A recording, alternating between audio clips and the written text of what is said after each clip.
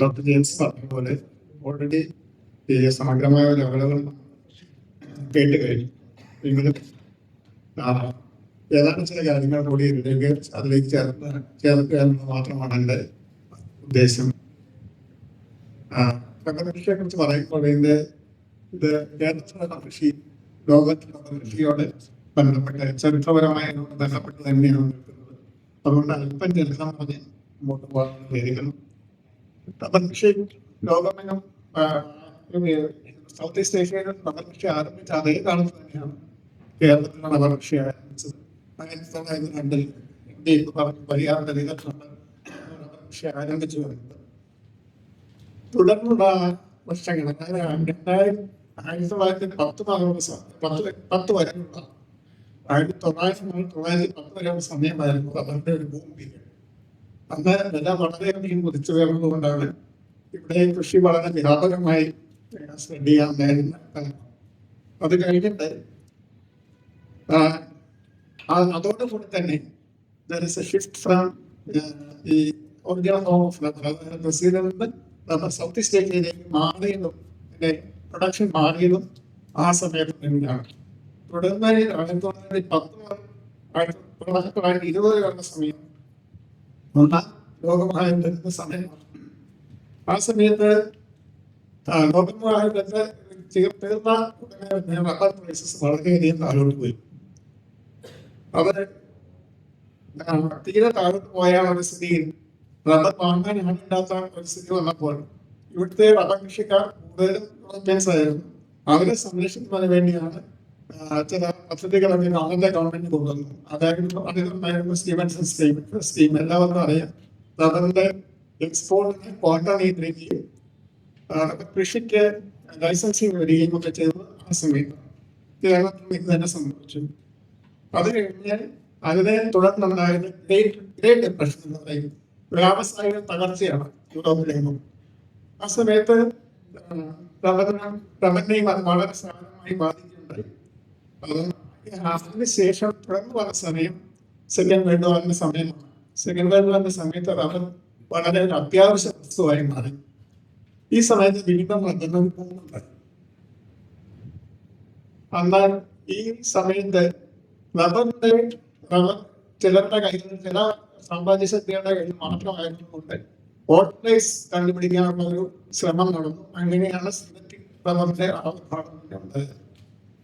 തുടർന്ന് 45 സമയം ഇന്ത്യയിലെ റബ്ബർ കൃഷിയുടെ ഒരു സ്ലോ പേസിലുള്ള ഡെവലപ്മെന്റ് സമയമാണ്. ആ സമയത്താണ് rubber board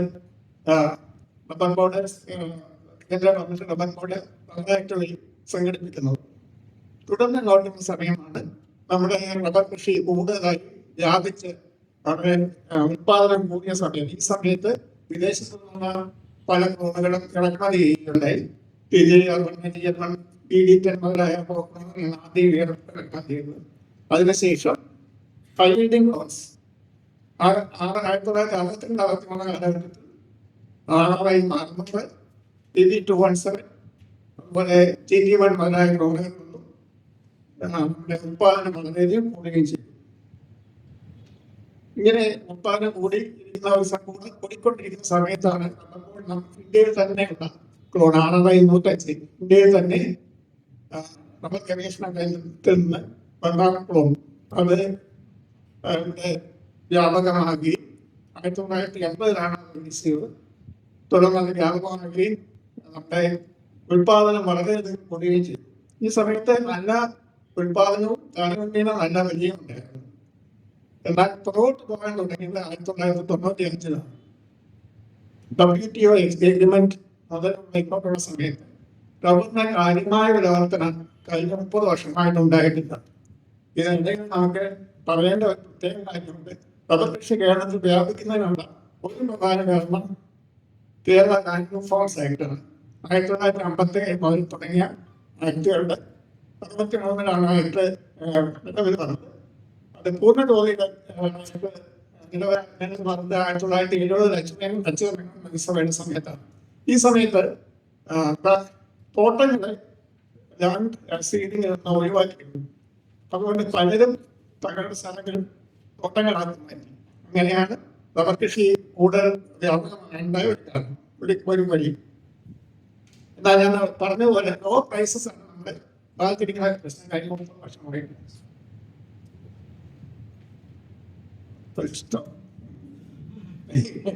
so low prices, high input cost, ഇതിനെക്കുറിച്ചൊക്കെ നമുക്ക് തുടർന്ന് ചിന്തിക്കാറുണ്ട്. അതുകൊണ്ട് ഞാൻ ഇപ്പോൾ അതിനെക്കുറിച്ചൊന്നും കൂടുതലായിട്ട് പറയുന്നില്ല.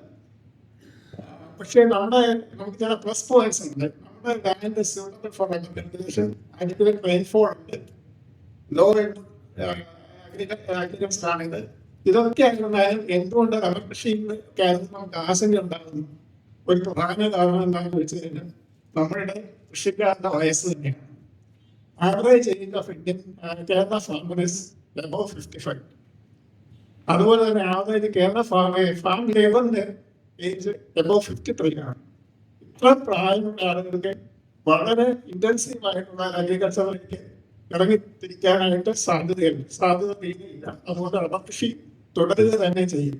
പക്ഷെ എങ്ങനെ തുടരണം എന്നുള്ളതാണ് പ്രശ്നം. അപ്പൊ അതിന് ചില നിർദ്ദേശങ്ങളുണ്ട്. അത് നമുക്ക് തുടർന്ന് ചർച്ച ചെയ്യാൻ ഇപ്പോൾ അതിനെക്കുറിച്ച് കൂടുതലായിട്ട് പറയുന്നില്ല. പക്ഷേ ജനറലായിട്ട് പറഞ്ഞാൽ നമുക്ക് രക്ഷപ്പെടാനുള്ള മാറ്റം എനിക്ക് തോന്നുന്നത് ഇന്റർക്രോപ്പിംഗ് ആണ്. അതിന് വേണ്ട നിയമനിർമ്മാണങ്ങൾ ആവശ്യമാണ്. ഇന്റർക്രോപ്പിംഗിലേക്ക് പോകുന്നതിന്, അതായത് വലിയ ക്രോപ്സ് ഇന്റർക്രോപ്പ് ചെയ്യുന്നതിന് ഉള്ള നിയമനിർമ്മാണങ്ങൾ ആവശ്യമാണ്. നമുക്ക് ഇതിനെക്കുറിച്ചൊക്കെ ദീർഘമായിട്ട് ചർച്ച നടത്തുകയാണ്. ചർച്ച ചെയ്യാം. അപ്പോൾ നമുക്ക് ഞാൻ അതുകൊണ്ട് വിശദമായ ഒരു അവലോകനത്തിലേക്ക് പോകുന്നില്ല. ബ്രീഫായിട്ട് ഇത്രയും കാര്യങ്ങൾ പറഞ്ഞുകൊണ്ട് ഞാനോട് നിർത്തും. ഇനി നമുക്ക് ചർച്ച ചെയ്യാം. ഓക്കെ, the point is എന്താണ് അവർ ചരിത്രപരമായ ഒരു ബാക്ക്ഡ്രോപ്പ് ഇവിടെ തന്നു. 1980s കാര്യം 105 ഇവിടെ ഇരിക്കുന്ന ഞാൻ കുറച്ച് നേരത്തെ ക്ലാരിറ്റി കുറവുണ്ട്. എന്റെ ചൊല്ലി മാത്രമാണോ അറിയില്ല, പക്ഷെ അവിടെ കുഴപ്പമില്ല. അതുപോലെ തന്നെ ലാൻഡ് റിഫോംസ് ആയിട്ട് ഉച്ചപ്പോയി പ്രശ്നങ്ങളുടെ കാലഘട്ടത്തിൽ അതിനോട് ചേർന്നാണ് നമുക്ക് 105 വന്നത്. അതുകൊണ്ടാണ് ഇന്ത്യൻ 80s ആ ഒരു ഡെക്കേഡിലാണെങ്കിൽ വലിയ ബൂം വന്നത്. അതിനുശേഷം പിന്നീട് മറ്റു കോഴ്സ് ഒക്കെ വന്നു. അങ്ങനെ വന്ന് ഇന്ന് നമുക്ക് എന്താണ് ഇന്ത്യയില് 125 lakhs crore value of output. പിന്നെ ജോബി പറയുന്ന 115%. അത്രയും വലിയ ഒരു പ്രസ്ഥാനമാണ് കഴിഞ്ഞ ഒരു നൂറ്റാണ്ടുകൊണ്ട്.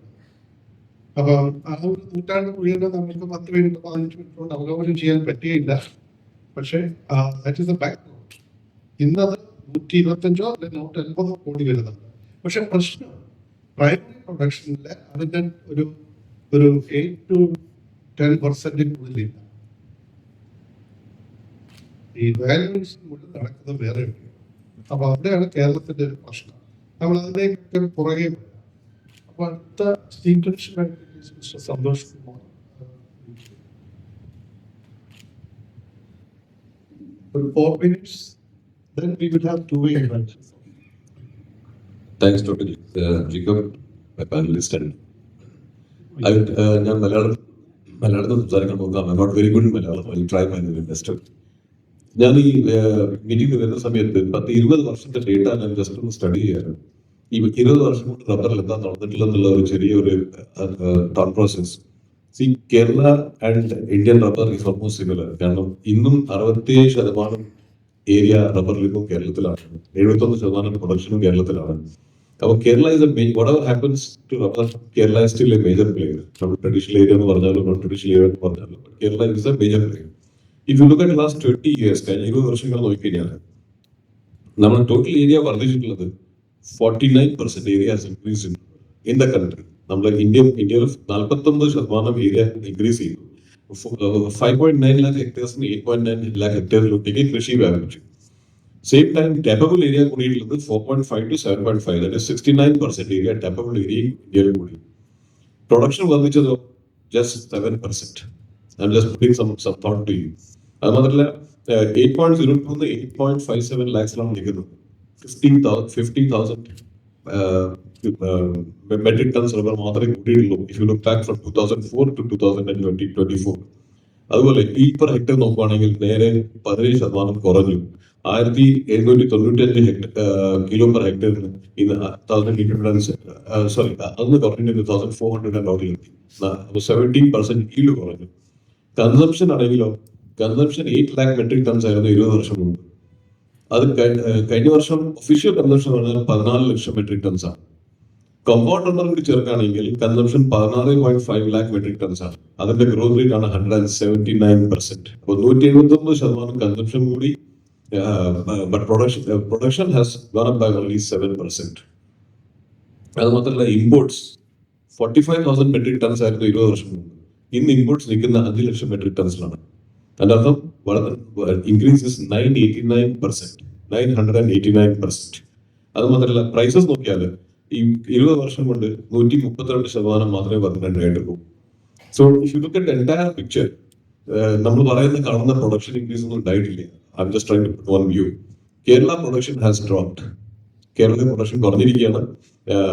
നോൺ കൺവെൻഷണൽ ഏരിയയിലും റബ്ബർ നമ്മൾ വിചാരിച്ച രീതിയിൽ പ്രോഗ്രസ് ചെയ്തിട്ടില്ല. ഏരിയ കൂടിയെന്നല്ലാണ്ട് പ്രൊഡക്ഷനോട് കൺട്രിബ്യൂഷൻ കിട്ടിയിട്ടില്ല. മൂന്നാമത്തെ കാര്യം, കേരള പ്രൊഡക്ടിവിറ്റി താഴ്ന്നു വന്നുകൊണ്ടിരിക്കുകയാണ് ചെയ്യുന്നത്. അതൊക്കെ പല കാരണങ്ങളുണ്ടായേക്കാം. പ്രൈസ് ഇൻക്രീസ് വളരെ വളരെ കുറവാണ് compared to the imports increase. പിന്നെ ഇന്നും കേരളത്തിൽ നമ്മളെ MLA പറഞ്ഞ പോലെ അല്ല, നമ്മളെ ഇന്നും കേരളത്തിൽ നല്ല ശതമാനം ഏരിയ അൺടാപ്ഡ് ആണ്. അത് മാത്രമല്ല the percentage of senile trees is very high, more than 40%. As per rubber board statistics itself, the percentage of trees above 27-30 years itself is around 40%. That means senile trees are very high. What are the factors that impacting production? ഒന്ന്, ഞാൻ ആദ്യം കാണുന്ന ഒരു കാര്യം research ആണ്. നമ്മൾ വേണ്ടി discuss ചെയ്യാം. Research, my feeling is that സംയുക്തയുടെ കൂടെ research has not kept pace with it. ഇവിടെ RRI 105 കാര്യം പറഞ്ഞു. 105 വാസ് ഇയേഴ്സ് ബാക്ക്. ഇന്ന് നമ്മളൊരു 400 സിലിൽ ഇത്രമാത്രം നമ്മൾ പ്രയോജനം ചെയ്യുന്നുണ്ടെന്നോ or has been productive is a matter of discussion. Climate change is a very very live thing. അത് വലിയൊരു ഫാക്ടറാണ്. ഡിസീസ് വലിയ പ്രശ്നമാണ്. പ്രൈസ് ഡ്രോപ്പ് ആണ്. മാൻ പവർ ആണ്. പിന്നെ ഇവിടെ സൂചിപ്പിച്ചു എക്സസീവ് ഇമ്പോർട്ട്സിന്റെ കാര്യം. ഞാൻ 5 വർഷം WTO-ൽ നമ്മളെ കേസ് ഫൈറ്റ് ചെയ്ത ആളാണ്.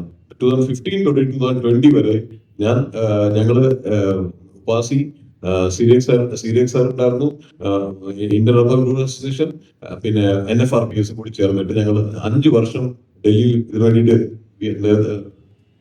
we have taken it up very strong. ഇവിടെ എത്തിയില്ല. അതിന്റെ കാരണം we can discuss about it. അടുത്ത ഇഷ്യൂ വരുന്നത് ഹൈ കമ്പൗണ്ട് റബ്ബർ ഇമ്പോർട്ട്സ് ആണ്. അത് ഇത് കഴിഞ്ഞ ആഴ്ച മിനിസ്റ്റർ വാസ് ഹിയർ. ഞങ്ങൾ മിനിസ്റ്റർ ശ്രദ്ധപ്പെടുത്തി ഈ വർഷം 2.5 ലക്ഷത്തിൽ കൂടുതൽ ടൺസ് കമ്പൗണ്ട് റബ്ബർ ഇന്ത്യയിലേക്ക് വരും. അതിന്റെ കാരണം എവിടെയും കാണുന്നില്ല. അതുപോലെ ഒരു പോയിന്റ്, വയലേഷൻ ഓഫ് സിയോൺ നോംസ് ആണ്. ഇവിടെ പറഞ്ഞിട്ടുണ്ടായി. കാരണം നമ്മൾ ഇമ്പോർട്ട് ചെയ്യുന്ന റബ്ബർ എത്രമാത്രം ഇമ്പോർട്ട് ചെയ്യണം, അതിന്റെ ഒരു മെഷറാണ് സ്റ്റാൻഡേർഡ് ഇമ്പോർട്ട് ഔട്ട്പുട്ട് നോംസ്. അത് ഗെറ്റിംഗ് വെരി ബാഡ്ലി വയലേറ്റഡ്. അതുപോലെ ഇമ്പോർട്ടൻസ് ഓഫ് ന്യൂ ജോഗ്രഫീസ്. റബ്ബറിൽ ഒരിക്കലും ഇല്ലാത്ത പുതിയ കൺട്രീസ് റബ്ബർ വന്നിരിക്കുകയാണ്, like Ivory Coast, other countries. ഇന്ന് നമ്മൾ കാണുന്നത്, എപ്പോഴും നമ്മൾ എല്ലാവരും പറയുന്നത് ഇന്റർനാഷണൽ പ്രൈസ് കൂടിയിരിക്കുകയാണ്. ഇന്റർനാഷണൽ പ്രൈസ് നമ്മൾ കാണുന്നത് ബാങ്കോക്കും maybe Malaysia. But actually അവിടെ നല്ല റബ്ബർ ഇന്ത്യയിലോട്ടേക്ക് വരുന്നത്. റബ്ബർ വരുന്ന ഐവറി കോസ്റ്റിനാണ്. അത് എവിടെയും ഫിഗർ ചെയ്യുന്നില്ല. അതുകൊണ്ടാണ് നമ്മൾ പറയുന്നത് നമ്മുടെ പ്രൈസും ഇന്റർനാഷണൽ പ്രൈസ് എത്ര വ്യത്യാസം ഉണ്ടെന്നുള്ളത്. എന്തുകൊണ്ട് കേരളത്തിൽ ഇന്നും റബ്ബർ നിലനിൽക്കുന്നു? ഞാൻ ചെറിയ 2-3 കാര്യങ്ങൾ സൂചിപ്പിക്കാം. നമ്മുടെ sheet rubber model of production മാത്രം കൊണ്ടാണ് നമ്മൾ രക്ഷപ്പെട്ടിരിക്കുന്നത് കേരളത്തിൽ. ഷീറ്റ് റബ്ബർ പ്രൊഡക്ഷൻ ഇല്ലെങ്കിൽ നമ്മൾ ഇതിന് മുമ്പ് തന്നെ.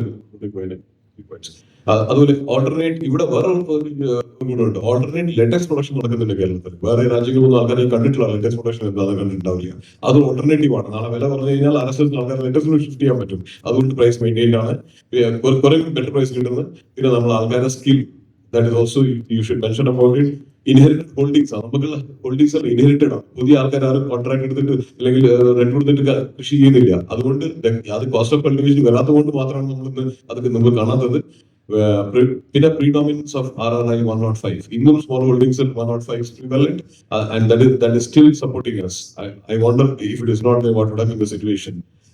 Just one sentence on what എന്താ മുമ്പിൽ ഞാൻ കാണുന്നത്. എന്റെ അഭിപ്രായത്തിൽ production may not increase significantly.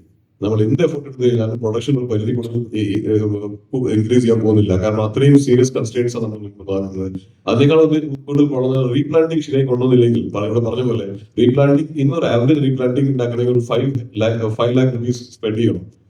ഈ സബ്സിഡി ലെവലൊന്നും റീപ്ലാന്റ് ചെയ്യാൻ പറ്റില്ല. ഒരു കർഷകൻ ചെയ്യാൻ പറ്റാത്ത അവസ്ഥയാണ്. അതുകൊണ്ടാണ് ഞാൻ പറഞ്ഞത് വളരെ very difficult increase production unless government takes very strong steps. Consumption go up very high. ഞാൻ 2 വർഷം മുമ്പ് മേഡ് പ്രസന്റേഷൻ നമ്മൾ കാണുന്ന രീതിയിലല്ല. Consumption will go so high, the demand supply gap will be very wide in future. Prices may not improve significantly. നമ്മൾ എല്ലാവരും പറഞ്ഞത് പോലെ 300 രൂപ എന്നെല്ലാം പറഞ്ഞത് I don't see that prices will definitely improve, but not to the extent of what people are talking about, because there are certain factors which is operation outside the environment which is playing on us. Rubber from the will continue to be an important factor, but still Kerala will be a major player. Research and policy support is essential for reviving the rubber sector. These 5 points I made a mention about it. We can discuss it. Thank you. അപ്പോൾ നമ്മൾ ഈ overview എന്ന് പറയുമ്പോൾ എല്ലാ കാര്യങ്ങളും ചേരും. Troll വരും, price വരും, ഇന്നർ ടോപ്പിക് വരും. പക്ഷെ ഇതൊക്കെ സ്പെസിഫിക് ആയിട്ട് അടുത്ത സെഷനിൽ തന്നെ ഉണ്ട്. So we will have more on that.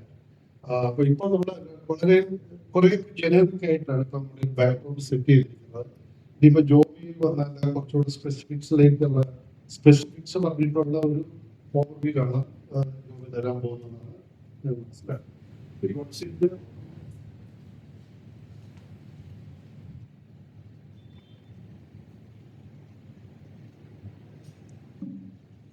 ബഹുമാനപ്പെട്ട MP ഓൾമോസ്റ്റ് എല്ലാ കാര്യങ്ങളും ടച്ച് ചെയ്ത് മനോഹരമായ പ്രസന്റേഷൻ ആയിരുന്നു. അതിനുശേഷം ഞാൻ വിചാരിക്കുന്ന ഒരു ഇതിന്റെ ഉത്പാദന മേഖലയും ഉപഭോഗ മേഖലയുടെയും ഒരു സ്ഥിതിവിവര കണക്കുകൾ നിങ്ങളുടെ മുമ്പിൽ അവതരിപ്പിച്ചുകൊണ്ട് വിഷയത്തിലേക്ക് കടക്കാവുന്നതാണ്. നമ്മുടെ ഉത്പാദന മേഖല റീസെന്റ് ആയിട്ട് ഏകദേശം 13,20,000 സ്മോൾ ഹോൾഡിങ്സ് കംപ്രൈസ് ചെയ്യും. ഇപ്പൊ നിലവിലുണ്ട്. ഏകദേശം 538 എസ്റ്റേറ്റ്സ് നമുക്കുണ്ട്. ടാപ്പേഴ്സ് കുറെ വർഷങ്ങൾക്ക് മുമ്പ് റബ്ബർ 7-8 വർഷങ്ങൾക്ക് മുമ്പ് റബ്ബർ ബോർഡ് നടത്തിയ ഒരു സെൻസസ് പ്രകാരം ഏകദേശം 77,000-ഓളം റബ്ബർ ടാപ്പേഴ്സ് നമ്മുടെ ഇവിടെ കേരളത്തിൽ നിലവിലുണ്ട്. ഡീലേഴ്സ് ആകട്ടെ ഏകദേശം 8,600-ഓളം ഡീലേഴ്സ്. ഇത്രയും ആൾക്കാരാണ് പ്രധാനമായ റബ്ബറിനെ, സ്വാഭാവിക റബ്ബറിനെ നേരിട്ട് ഹാൻഡിൽ ചെയ്യുന്ന ആൾക്കാർ ഉത്പാദന മേഖലയിൽ. അപ്പോൾ ഉപഭോഗ മേഖലയിലേക്ക് വരുമ്പോഴത്തേക്ക് ഗവൺമെന്റ് ഓഫ് ഇന്ത്യയുടെ കണക്ക് പ്രകാരം ഏകദേശം 1,50,000 കോടി രൂപയാണ് റബ്ബർ പ്രോഡക്റ്റിന്റെ ഒരു വാല്യൂ ഓഫ് ഔട്ട്പുട്ട് എന്ന് പറയുന്നത്. കഴിഞ്ഞ 2021-22 കണക്കാണ്. അതേപോലെ തന്നെ നമ്മൾ ഏകദേശം 40,000 കോടി രൂപയോളം മൂല്യമുള്ള റബ്ബർ പ്രോഡക്റ്റ് ഇന്ത്യയിൽ നിന്ന് കയറ്റുമതി ചെയ്തു. അത് അത്രയും രൂപയുടെ കയറ്റുമതി ചെയ്തുവെങ്കിൽ നമ്മുടെ ഏകദേശം 13,000 കോടി രൂപയോളം റബ്ബർ ഉൽപ്പന്നങ്ങൾ നമ്മൾ ഇറക്കുമതിയും ചെയ്തിട്ടുണ്ട്. ഇവിടെ ഏകദേശം 4,000-ഓളം ലൈസൻസ്ഡ് മാനുഫാക്ചേഴ്സ് നമ്മുടെ ഇന്ത്യയിൽ. ഇത് കാണിക്കുന്ന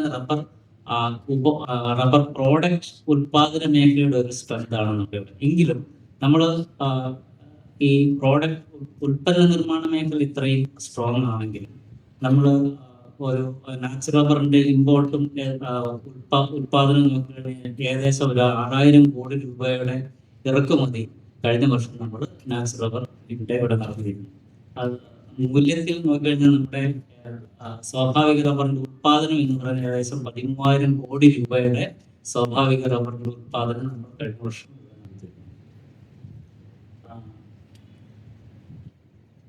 എല്ലാവർക്കും അറിയാം. സ്വാഭാവിക റബ്ബറിന്റെ ഒരു നട്ടെല്ലെന്ന് പറയുന്നത് കേരളമാണ്. ഈ കേരളത്തിന്റെ എക്കോണമിയിലെ നാച്ചുറൽ റബ്ബർ ചെലുത്തുന്ന സ്വാധീനം ഒരു വളരെയധികം സ്വാധീനം ചെലുത്തുന്നുണ്ട്. ഏകദേശം കേരളത്തിന്റെ മൊത്തം ക്രോപ്ഡ് ഏരിയയുടെ 21% നാച്ചുറൽ റബ്ബറാണ് ഇപ്പോൾ നിലവിലുള്ളത്. അത് GDP-യുടെ നോക്കിക്കഴിഞ്ഞാൽ ഏകദേശം 26% ക്രോപ്സിന്റെ അഗ്രികൾച്ചർ ക്രോപ്സിന്റെ GDP-യുടെ റബ്ബറിന്റെ വാല്യൂന്റെ ഷെയർ എന്ന് പറഞ്ഞാൽ ഏകദേശം 26%. നാച്ചുറൽ റബ്ബർ ഉൽപാദനം അത് മൂല്യത്തിൽ നോക്കിക്കഴിഞ്ഞാൽ ഏകദേശം 9,500 കോടിയോളം രൂപയുടെ സ്വാഭാവിക റബ്ബർ നമ്മൾ കഴിഞ്ഞ വർഷം ഇവിടെ ഉത്പാദനം നടത്തി. അത് 13,000 കോടി രൂപ, ഏകദേശം 13,000 കോടിയോളം രൂപ ഓൾ ഇന്ത്യ ലെവലിൽ നടത്തിയപ്പോഴത്തേക്കാണ് അതിൻ്റെ 3% കേരളത്തിലാണ് കിട്ടിയിരിക്കുന്നത്. ഇങ്ങനെയൊക്കെ ആണെങ്കിലും നമ്മൾ സ്വാഭാവിക റബ്ബർ ഉത്പാദനത്തിൻ്റെയും ഏരിയയുടെയും ഉത്പാദനക്ഷമതയുടെയും കാര്യങ്ങൾ നമ്മൾ നോക്കുമ്പോഴത്തേക്ക്, അതുപോലെ തന്നെ കൺസംഷൻ്റെയും കാര്യം നമ്മൾ നോക്കുമ്പോഴത്തേക്ക് കേരളത്തിന്റെ നില ഒരു താഴ്ചയിലേക്കാണ് കാണിക്കുന്നത്. നമ്മൾ എടുത്തു പറഞ്ഞാൽ ഏരിയ നോക്കിക്കഴിഞ്ഞാൽ ഓൾ ഇന്ത്യ ലെവൽ നോക്കിക്കഴിഞ്ഞാൽ ഏരിയ കൂടുകയാണ്. പക്ഷെ കഴിഞ്ഞ ഒരു 13 വർഷത്തോളമായിട്ട്, കഴിഞ്ഞ ഒരു 15 വർഷത്തോളമായിട്ട് കേരളത്തിന്റെ ഏരിയ സ്റ്റാഗ്നന്റ് ആണ്. അത് ഒന്നുകൂടെ നമ്മൾ അതിൻ്റെ ആ ഡേറ്റയിലേക്ക് നോക്കിക്കഴിഞ്ഞാൽ കേരളത്തിൽ 1950-51 മൊത്തം റബ്ബർ ഏരിയയുടെ 94% കേരളത്തിലായിരുന്നു. അത് ഇപ്പോൾ അത് ഏകദേശം 62% ഏരിയയായി കുറഞ്ഞു. പ്രൊഡക്ഷനിലേക്ക് വന്നു കഴിഞ്ഞാൽ പ്രൊഡക്ഷൻ ഡിക്ലൈൻ എന്ന് പറഞ്ഞാൽ 2011-12 വരെ ഒരു തുടർച്ചയായ ഒരു വർധനമായിരുന്നു ഉത്പാദനത്തിൽ കണ്ടിരുന്നത്. അത് 10-11 അപേക്ഷിച്ച് 20-21 വന്നപ്പോഴത്തേക്ക് നല്ലൊരു ഷാർപ്പ് ഡിക്ലൈൻ ആണ് പ്രൊഡക്ഷനിലുള്ളത്. ഇന്ത്യയുടെ മൊത്തം ഉത്പാദനം ഏകദേശം 17% കുറഞ്ഞു. കേരളത്തിന്റെ ഉത്പാദനം 33%. അതേപോലെ തന്നെ അതിൽ കേരളത്തിന്റെ ഷെയർ 90% ഇപ്പോൾ ഉത്പാദനത്തിൽ ഏകദേശം 71% മാത്രം. പ്രൊഡക്ടിവിറ്റി 1960 കിലോഗ്രാം ആയിരുന്ന പ്രൊഡക്ടിവിറ്റി ഇന്ന് 1450 കിലോഗ്രാം ആയിട്ട് കുറഞ്ഞിട്ടുണ്ട്. പ്രധാന കാരണം ആയിട്ട് നമുക്ക് ചൂണ്ടിക്കാണിക്കാൻ പറ്റുന്നത് റീപ്ലാന്റിങ്ങിൽ വന്നിരിക്കുന്ന കുറവും അതേപോലെ തന്നെ അൺടാപ്ഡ് ഏരിയയുടെ വർധനവുമാണ്. ഓഫ് കോഴ്സ് എല്ലാവർക്കും അറിയാവുന്ന പോലെ കേരളം ഒരു പ്രധാന ഉപഭോഗ സംസ്ഥാനമായിരുന്നില്ല. 81-82 നമ്മൾ ഏകദേശം 11% കൺസംഷൻ ആയിരുന്നു ഇന്ത്യയിൽ മൊത്തത്തിൽ ഉണ്ടായിരുന്നു. നമ്മുടെ കേരളത്തിന്റെ ഷെയർ പറഞ്ഞു. അത് 23-24 ആയപ്പോഴത്തേക്ക് 10% കുറഞ്ഞു. ഈ ഒരു അവസ്ഥയിൽ പ്രധാന വെല്ലുവിളികളായിട്ട് നമുക്ക് നമ്മുടെ മുമ്പിലുള്ള 2 കാര്യങ്ങളാണ്. എന്തുകൊണ്ടാണ് ആൾക്കാർ കൃഷി ചെയ്യാത്തത്? ഓഫ് കോഴ്സ് ഏറ്റവും പ്രധാനമായിട്ട് ഇമ്പോർട്ടൻ്റ് ആയിട്ടുള്ളതെന്ന് വെച്ചാൽ വിലയിലുണ്ടാകുന്ന ചാഞ്ചാട്ടങ്ങൾ. 1993-94 വെച്ച് ഞാൻ ഒരു കമ്പാരിസൺ നോക്കിയപ്പോഴത്തേക്ക് നോമിനൽ വാല്യൂ WTO വരുന്നതിന് മുമ്പേ ഉള്ള ലാസ്റ്റ് ഇയറിലെ വിലയും ഇപ്പോഴത്തെ വിലയുമായിട്ടുള്ള നോമിനൽ വാല്യൂ ഇൻക്രീസ് ഏകദേശം 512% നോമിനൽ വാല്യൂ റബ്ബറിന്റെ വില വർദ്ധിച്ചിട്ടുണ്ട്. പക്ഷെ അത് തന്നെ 93-94 ബേസ് ആക്കി റിയൽ വാല്യൂ, ആ വിലയുടെ റിയൽ വാല്യൂ നോക്കിയപ്പം ഈ പറയുന്ന 93-94 നിന്ന് 23-24 ആയപ്പോഴത്തേക്ക് ഏകദേശം 30 വർഷത്തെ പീരീഡിൻ്റെ അകത്ത് കൂടിയിരിക്കുന്ന 38% മാത്രമാണ് റബ്ബറിന്റെ വിലയിൽ വന്നിരിക്കുന്ന വർധന. അതേപോലെ തന്നെ സിന്തറ്റിക് റബ്ബറിന്റെ കൺസംഷൻ മറ്റൊരു ചലഞ്ചാണ് നമ്മുടെ റബ്ബർ മേഖലയ്ക്ക് മുമ്പുള്ള. NR കൺസംഷൻ ഏകദേശം 4.63% വർദ്ധിച്ചപ്പോഴത്തേക്ക് സിന്തറ്റിക് റബ്ബർ കൺസംഷൻ കൂടിയത് ഏകദേശം 7% വർധനമാണ് കാണിച്ചിരിക്കുന്നത്. 81-82 കാലയളവിലെ 22% സിന്തറ്റിക് റബ്ബറിന്റെ കൺസംഷൻ. സിന്തറ്റിക് മൊത്തം റബ്ബർ ഉപഭോഗത്തിലെ കൃത്രിമ റബ്ബറിന്റെ ഷെയർ എന്ന് പറഞ്ഞാൽ 22% 81-82 കാലം. അത് 23-24 ആയപ്പോഴത്തേക്ക് 36% വർദ്ധിച്ചു. അതും ഭാവിയിൽ നമുക്കുണ്ടായേക്കാവുന്ന വലിയൊരു ത്രെട്ട് തന്നെയാണ്. ഗ്ലോബലി നമ്മൾ നോക്കിക്കഴിഞ്ഞാൽ സിന്തറ്റിക് റബ്ബർ കൺസംഷന്റെ ഷെയർ എന്ന് പറയുന്നത് 51%. നമ്മളിപ്പോൾ ഏകദേശം 36%ലേക്ക് എത്തിയിരിക്കുന്നത്. അതായത് നമ്മൾ ഭാവിയിലെ സ്വാഭാവിക റബ്ബർ റീപ്ലേസ് ചെയ്യപ്പെടാൻ പറ്റുന്ന ഒരു ത്രെട്ടാണ് ഇത് കാണുന്നത്. അതേപോലെ തന്നെ ഇമ്പോർട്ട് ഏകദേശം 8% വർധനമാണ് 81-82 മുതൽ ഉള്ള 2023-24 വരെയുള്ള കാലങ്ങളിൽ കാണിച്ചു. അപ്പം ഇവയെല്ലാം കാണിക്കുന്ന പ്രൊഡക്ടിവിറ്റി കുറഞ്ഞിരിക്കുന്നു, സിന്തറ്റിക് റബ്ബറിന്റെ കോമ്പറ്റീഷൻ കൂടിയിരിക്കുന്നു, വിലയിൽ വളരെയധികം ചാഞ്ചാട്ടം കാണുന്നു. കേരളത്തിന്റെ ഡോമിനൻസ്, ഹിസ്റ്റോറിക്കലി ഉണ്ടായിരുന്ന കേരളത്തിന്റെ ഡോമിനൻസ് ഈ റബ്ബർ മേഖലയിൽ കുറഞ്ഞു വരുന്നു. അപ്പം നമ്മുടെ മുമ്പിൽ ഇവയൊക്കെ മീറ്റ് ചെയ്യാനായിട്ട് അല്ലെങ്കിൽ റബ്ബർ കൃഷി ലാഭകരമാക്കാനായിട്ട് ഇനി നമ്മുടെ മുമ്പിൽ എന്താണ് വഴിയുള്ളത്? അതിൽ ചില കാര്യങ്ങളാണ് നമ്മൾ promote replanting with high yielding varieties, enhance productivity through modern farming techniques, and adopt cost saving technologies. അതുകൂടാതെ ഇന്റർക്രോപ്പിംഗ് പ്രൊമോട്ട് ചെയ്യും. അൺടാപ്ഡ് ഏരിയ കൂടുതൽ ടാപ്പിംഗ് നടത്താവുന്ന ഒരു രീതിയിലേക്ക് അതിന് റബ്ബർ ബോർഡിന്റെ പുതിയ ഇനിഷ്യേറ്റീവ്സ് ആയ INR കണക്ട് പോലുള്ള സംഭവങ്ങൾ നമുക്ക് ഭാവിയിൽ ഉപകാരപ്പെടുമെന്ന് വിശ്വസിക്കുന്നു. അതുപോലെ തന്നെ സസ്റ്റൈനബിൾ റബ്ബർ പ്രൊഡക്ഷനിലേക്ക് കൂടുതൽ കോൺസെൻട്രേഷൻ നടത്തുക. ഇത്രയും പറഞ്ഞുകൊണ്ട് ഞാൻ നിർത്തുകയാണ്.